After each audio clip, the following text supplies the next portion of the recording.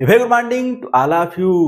जैसा कि आप सभी जानते हैं कि हम जो है इसमें क्लास 10th की जो इंग्लिश की कहानियां हैं वो हम समझ रहे थे। अब जो है क्लास 10th की आपकी सारी कहानियां जो है वो जो कहानियां थी प्रोज की वो खत्म हो चुकी हैं। अब आज से जो है हम नया चीज शुरू कर रहे हैं, पोएट्री। पोएट्री शुरू कर रहे हैं क्लास 10th की। और जो पोएट्री शुरू कर रहे हैं जिसमें पहला जो चैप्टर है पोएट्री का वो डस्ट ऑफ स्नो है। डस्ट ऑफ स्नो है। और जो भी मैं आपको अभी तक कहानियां समझाया हूँ प्रोज की, उम्मीद कर रहा हूँ कि आपको समझ में आए होंगे। अब इसी तरीके से हम जो है पोएट्री की जो है सेंट्रल आइडिया समझेंगे। जो कविता है इंग्लिश की पोएट्री की, उसकी जो है अब सेंट्रल आइडिया समझेंगे, जिसके पोएट हैं रॉबर्ट फ्रोस्ट। और जो कविता है पहली, जो पोयम है वो पहली, वो जो है डस्ट ऑफ स्नो है। तो उसके इसके फुल चैप्टर को जो सेंट्रल आइडिया उसको हम जो है एक्सप्लेन करने जा रहे हैं। और रॉबर्ट फ्रोस्ट जो है बता दिया पोएट नेम है। और इस सेंट्रल आइडिया जो हम समझ रहे हैं डस्ट ऑफ स्नो की, अब ये नई चीज जो है शुरू कर रहे हैं क्लास, हालांकि क्लास 10th का ही है, लेकिन ये जो है अब आपका प्रोज की सारी कहानियां खत्म हो गई। प्रोज खत्म हो गई है। पोएट्री में जो है हम आज से सेंट्रल आइडिया समझेंगे सब वो जो है चैप्टर वाइज। तो उसमें पहला चैप्टर दिया था डस्ट ऑफ स्नो, इसके सेंट्रल आइडिया को समझेंगे। आइए शुरू समझते हैं।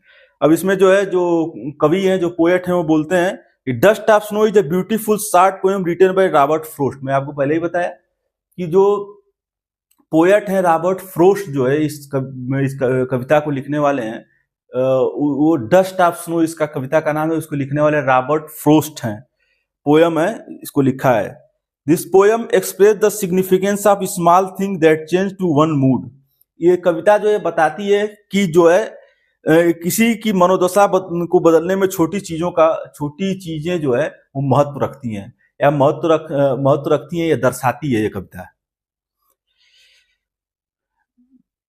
The poet has mention crow and hemlock tree in the poem. कवि ने इस कविता में जो है, जो पोएट ने जो है, द पोएट ने जो है ने इस कविता में जो है कौवे और धतूरे धतूरे धतूरे tree in the poem that are believe to be symbol of bad omen. कौवे और धतूरे के वृक्ष का उल्लेख किया जो बुरे शगुन का प्रतीक माना जाता है। जो कौवा होता है, आप जानते हैं हमारे परिवेश में कौवा को बुरा प्रतीक बोला जाता है। उसकी आवाज जो है तीखी लगती है, जो कोयल की आवाज अच्छी लगती है सबको।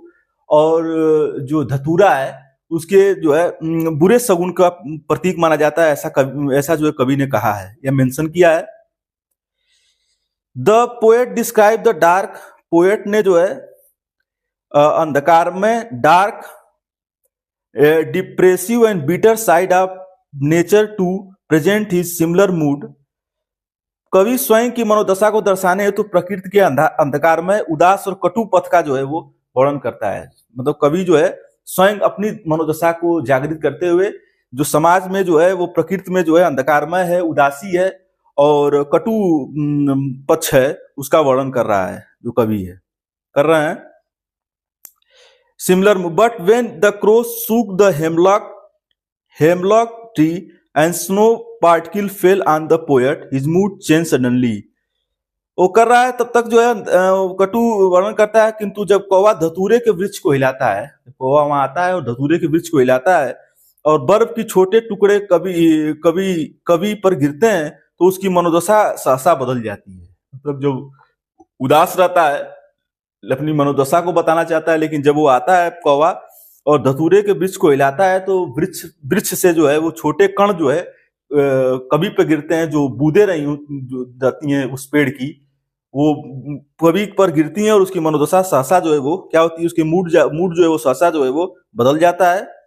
थ्रू दिस पोयम, इस कविता के माध्यम से वी गेट अ मैसेज, हमको एक जो है मैसेज मिला है कि we should hope for the best even in the word of situation, कि हमें यह संदेश प्राप्त होता है कि हमें अत्यंत जो है बुरी परिस्थितियों में भी जो है सर्वश्रेष्ठता की आशा रखनी चाहिए।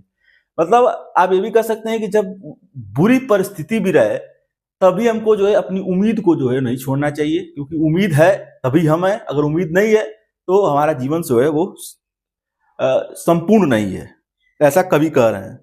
We must also remember that, हमें यह भी स्मरण रखना चाहिए दैट कि nature and its object have the ability to make one happy, कि प्रकृति और उसकी वस्तुएं किसी को खुश करने and come out to hopelessness, और निराशा से बाहर निकालने की क्षमता रखती है। जो प्रकृति है वो किसी को जो है वो प्रकृति जो है उसकी वस्तुओं किसी को खुश करने के लिए होती हैं और किसी को निराशा से जो है वो आशा के तरफ ले जाने के लिए होती हैं।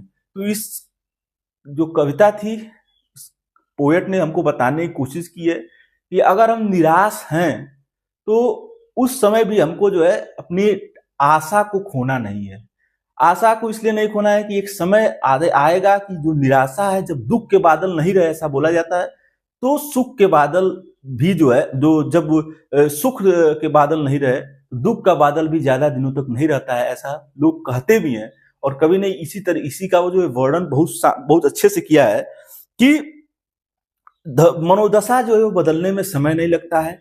आज अच्छा समय है, कल बुरा समय आएगा, आज बुरा समय है तो कल अच्छा समय भी आएगा। लेकिन प्रत्येक परिस्थिति में हमको जो है अपना साहस को बना के रखना है, अपनी होप को जिंदा रखना है, अपनी उम्मीद को जिंदा रखना है। अगर हमारी उम्मीद ही मर जाएगी, अगर हमारी होप ही नहीं रहेगी, तो कोई काम हम कर ही नहीं सकते हैं।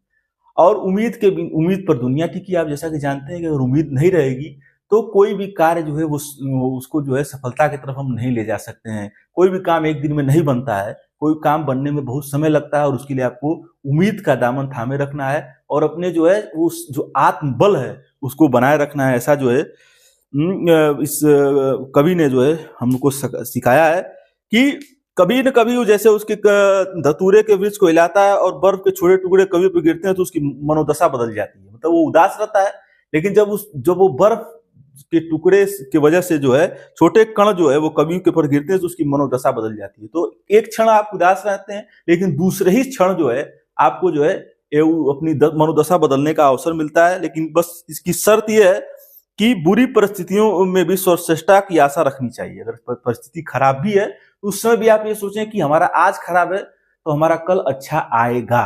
और ये वही सोच सकता है, वही व्यक्ति सोच सकता है जिसके अंदर जो है वो उम्मीद जिंदा है और जो आशावान है। इसलिए हमेशा अपनी आशा को बना के रखें, जैसा कवि ने कहा है। और जैसे जो हेमलॉक ट्री था, धतूरे का वृक्ष का उल्लेख करता है कि जब वो उसको हिलाता है तो दशा प्रकृति के अंधकार में उठा कटु पक्ष कर्ण के, तो जब कोई धतूरे के वृक्ष को हिलाता है और बर्फ के छोटे कण कभी गिरते हैं तो उसकी मनोदशा बदल जाती है। मतलब जब उसको हिलाता है कौवा तो जो बर्फ के छोटे टुकड़े जो है उसके शरीर पे गिरते हैं तो उसकी मनोदशा बदल जाती है। वो ये सोचता है कि जैसे ये जो बर्फ है ये जो है पिघल के हमारे ऊपर गिर गई, जब इसकी दशा बदल सकती है तो मानव की भी एक न एक दिन दशा बदलती है। और जो डिप्रेस रहता है उसका डिप्रेशन कहीं ना कहीं ये सोच के जो है खत्म होता है कि डिप्रेशन में रहने से जो है हमारी दशा नहीं बदलेगी, हमको ये दशा बदलने के लिए हमको वर्क करते रहना है। एक न एक दिन जो है समय अच्छा आएगा, उस समय अच्छा आने तक हमको धैर्य बना के रखना है। इस कहानी इस जो कविता थी इसके सेंट्रल आइडिया को जो है रॉबर्ट फ्रोस्ट जी ने जो है बहुत शानदार तरीके से दर्शाया है। और हमको भी ये सीख दी है कि हमको विपरीत परिस्थिति में भी अपने धैर्य को बना के रखना है, ताकि जो है जब अच्छा समय आवे तो हम लोगों को जो है अपनी जो है बुरी परिस्थिति के बारे में बता सकें, जिससे लोग जो है प्रेरणा लें और प्रेरणा लेके जो है बुरी परिस्थिति में हार न माने। तो ये बहुत अच्छी कविता थी डस्ट ऑफ स्नो, ये आप जो खत्म हुई। अब अगली कविता है फायर एंड आइस। ये सेंट्रल आइडिया हम खत्म कर दिए। सेंट्रल आइडिया मैं आपको बताया, उम्मीद कर रहा हूँ कि सेंट्रल आइडिया आपको समझ में आया होगा डस्ट ऑफ स्नो का, और आप भी विपरीत परिस्थिति में जो है धैर्य बना के रखेंगे अच्छा समय आने तक, तब जाके जो है आपको अच्छा समय आता है। और विपरीत परिस्थिति में आपको जो है आत्मबल और संयम बना के रखना है। इस कविता ने हमको सीख दिया है। तो बर्फ के छोटे कण जो कवि पर गिरते तो उदास मन को प्रसन्नता में परिवर्तित कर देते हैं। पहले वो उदास था, बताया ही, लेकिन जब वो उदास था लेकिन जब वो तरोताजा महसूस करना शुरू कर देता है तो इस घटना के दिन से कभी कुछ भाग बचा लिया जो वो पछतावे में गुजार देता है। अब वो जब पहले तो उदास था, लेकिन जब वो घटना घटी तो उसके बाद उसकी उदासी खत्म हो गई। तो यही कह रहा है कवि ने, बताया है कि उसके कुछ उदासी के पार्ट को उस घटना ने बचा लिया और आगे वो खुश रहेगा। वो अगर वो घटना नहीं घटी होती तो वो खुश नहीं रहता, जो उदासी रहा होता, लेकिन अब जो है वो खुश रहेगा। उस घटना ने उसको जो है उसकी उदासी को जो है बचा लिया है। इस कहानी ने जो है इस कविता के माध्यम से जो है कवि ने हम लोग को बताने की कोशिश की है। तो रॉबर्ट फ्रॉस्ट जी की बहुत बढ़िया कविता मैं बताया हूँ कि अच्छी कविता थी। इसका सेंट्रल आइडिया हमने समझा। अब नेक्स्ट पार्ट में मैं बता रहा हूँ फायर एंड आइस जो है उसके सेंट्रल आइडिया को हम समझेंगे। ये आपका जो है चैप्टर फर्स्ट क्लास 10th का जो है जस्ट आप सुनो इंग्लिश का सेंट्रल आइडिया जो है पोइट्री का खत्म हुआ।